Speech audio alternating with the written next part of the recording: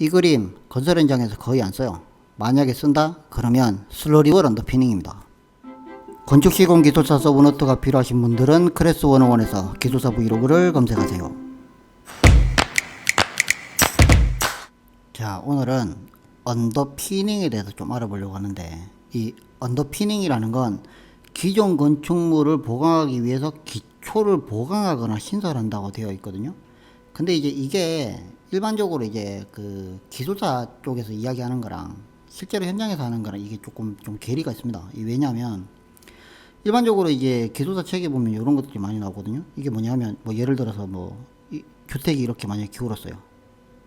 근데 이제 얘를 들어올리려니까 여기 가바지라고 해서 받친 다음에 여기에다가 이제 본바지하고 유압잭으로 들어올리고 뭐 이런 공법들이 있어요. 이런 공법들도 있고, 그렇게 하려다 보니까 이제 가솔로 먼저 받친다고 해서 가바지, 그리고 본 그걸로 받친다고 해서 본바지, 뭐 본바지는 뭐 바로바지, 보바지, 뭐 바다판바지 있는데, 일단은 대부분 만약에 답을 쓰라 그러면 이걸로 쓸 가능성이 많거든요. 근데 이제 이걸로 쓰게 되면 일단 뭐 현장에서 잘 쓰지도 않지만 이제 그 특화도 좀 안 되니까, 일단은 만약에 이제 이것도 뒤에 설명할 텐데, 똑같이 받치더라도 요 기초 밑에 시멘트 밀크 그라우팅을 해서 받치거나 아니면 컴팩트 그라우팅을 해서 받친다거나 요런 걸 적어 주셔도 좋고요. 자, 이게 일반적으로 이제 기술사 책에 많이 나오는 건데, 뭐 예를 들어서 이게 원 구조물의 기초, 그 다음에 뭐 파일이 박혀 있다 그러면 여기에다가 신설 기초를 둬서 기초로 기초를 바로 받친다, 바로 바지.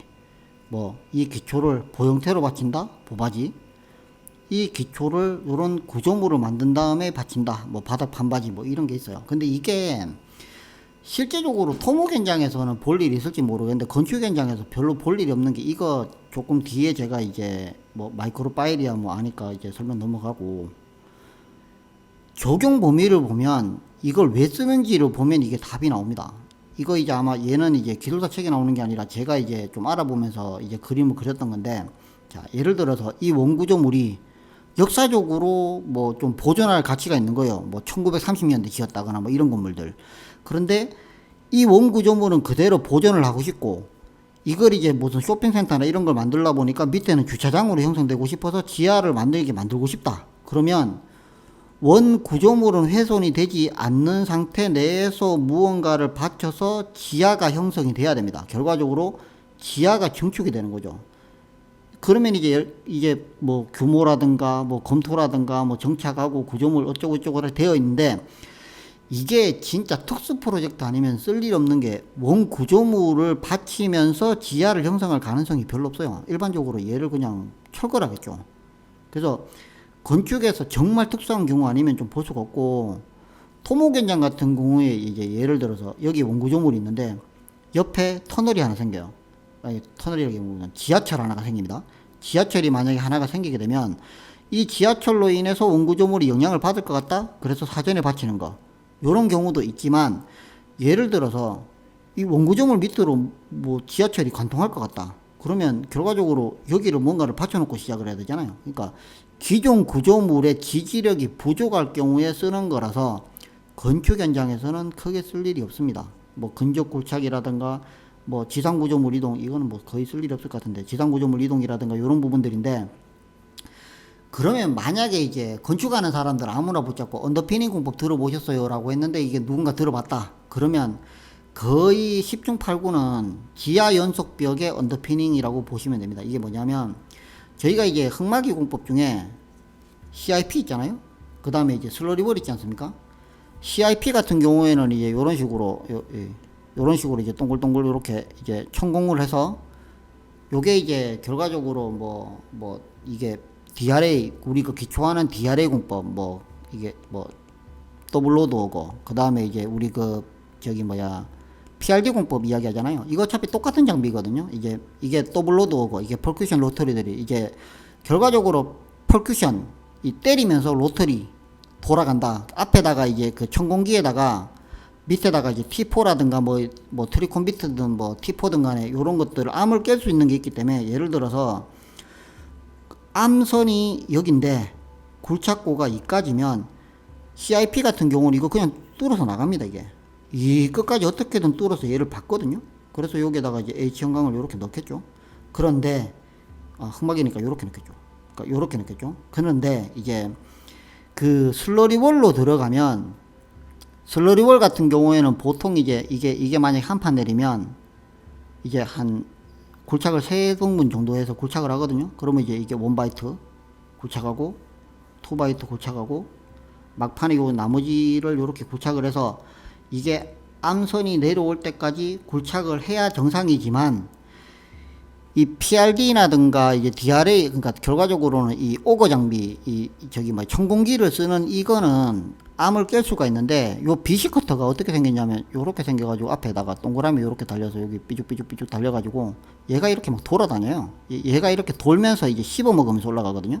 그러니까 얘처럼 이제 때리는 게 아닌 거죠. 근데 만약에 여기가 지하 6층인데 암이 예를 들어서 뭐 지하 3층에서 나왔어요 이미. 그러면 이제 지하 3층에서 나왔는 암을 얘가 막 갉아먹으면서 들어가야 되잖아요. 근데 얘가 갉아먹으면서 들어갈 수 있느냐? 거의 불가능합니다. 그러니까 이 기계 자체의 한계인 거죠. 이 기계 자체가 암을 뚫기에 적합하지 않기 때문에 보통 이런 경우에 이제 어떻게 하느냐? 그러면 이제 이거를 단면으로 딱 보면 이제 여기가 이제 기초 레벨, 이제 이까지는 내려가야 되는 거죠. 그런데 여기가 이제 지상 레벨. 그러면 결과적으로 요렇게까지만 이제 슬러리월을 타설을 하고 요 밑에는 H 파일로 정착을 해요. 요렇게. 근데 이걸 하려면 이제 평면으로 볼 때 어떻게 하느냐면, 얘가 이제 만약에 한 판 내립니다. 그러면 여기에다가 이제 결과적으로 이 다 파고 나면 만약에 이제 요까지 팠겠죠. 요까지 만약에 굴착을 했어요. 그러면 이제 요 굴착했는 거에다가 철근망을 집어넣고 여기에다가 케이싱을 미리 심어요. 케이싱을 심어 놓고 여기에 이제 트레미관 요렇게 연결해서 타설을 하게 되면, 예를 들면 여기가 암선이고 요게 굴착구면 암선까지만 요렇게 타설이 됩니다. 그리고 여기 케이싱이 요래 들어가 있겠죠. 요렇게 타설을 하고, 나중에 이제 이 슬러리월이 예를 들어서 뭐 건물이 이렇게 생겼다 그러면 이런 식으로 슬러리월을 다 바꿔 난 다음에 이 슬러리월 장비가 빠지고 여기 보면 이제 케이싱 박아놨을 거 아니에요. 요 케이싱에 다시 이제 아까 전에 말했던 그 퍼큐션 로터리 드릴 더블로드가 들어가는 그 장비 천공기가 들어와서 CIP와 동일한 방식으로 얘를 파서 내려간 다음에 H파일을 박아요. 자, 그러면 여기에서 이거를 만약에 이제 이렇게 박았을 때 딱 차이가 뭐냐면, 만약에 이제 우리가 이 CIP하고 이제 그 슬러리월의 극명한 차이가 뭐냐, 여기가 만약에 이제 기초 라인이라고 치면 CIP 같은 경우에는 끝까지 내려가기는 해요. 이렇게 이제 끝까지 내려갑니다. 그런데 요 면이 정면에서 봤을 때 이런 거 생기죠. 이렇게 동글동글해서. 이 자체가 건축 마감면이 아니거든요. 그래서 이제 만약에 이게 지하 6층, 지하 5층, 지하 4층, 뭐 지하 3층 뭐 이런 식으로 되면 여기가 건축 마감면이 아니기 때문에 앞에다가 이제 합벽이라는 걸 이런 식으로 건축면을 쳐줘요. 콘크리트로. 그런데 슬러리월은 말 그대로 지하 연속벽이라고 해서 이 자체가 그냥 한 판넬로 이렇게 아주 깔끔하게 쳐집니다. 이게 깔끔하게 쳐지다 보니까 합벽이라는 게 필요가 없어요. 그래서 만약에 이게 끝까지 이렇게 내려가잖아요.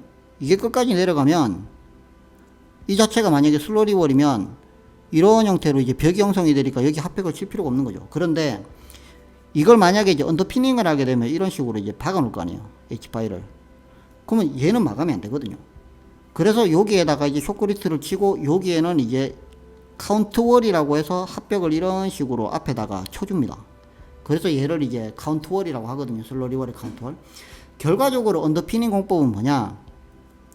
슬러리월이 암을 만나면 하부까지 내려갈 수 없기 때문에 H파일로 지지해주는 공법이라고 보시는 게 맞습니다. 그러면 여기에서